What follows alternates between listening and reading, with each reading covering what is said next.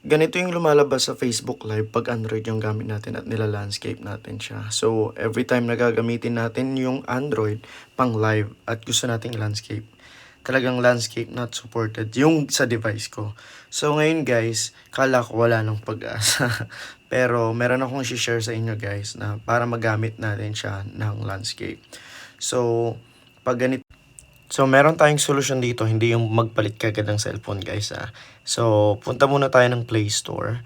Tapos, i-search natin itong screen orientation control. And pagka-install na guys, ayan, shortcut ko na. I-open natin siya. So, pagka-open natin, mag-ask yan ng permission kung ipapakontrol natin yung device natin sa app na yon.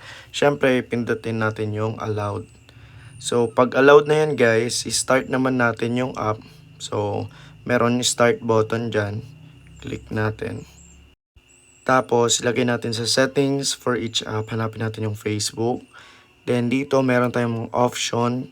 And ang kinlik ko dyan is yung full sensor.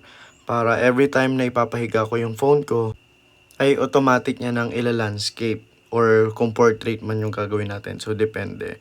Ayan. So, example natin, ayan, ila-landscape ko siya. Ito yung sa Facebook Live.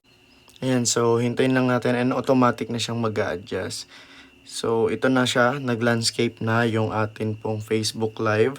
Wala na yung lumabas na landscape not supported. So, i-testing natin, pindutin ko tong Go Live and i-check ko dito sa laptop kung maayos nga ba yung kanyang pagka-landscape. So, mag-play lang. Ayan o.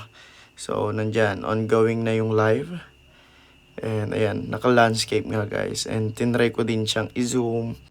Ay, wala namang pong problema. Kaya okay na tong Android for landscape ng Facebook Live. And guys, thanks for watching. Please don't forget to hit like, share, subscribe, and follow for more.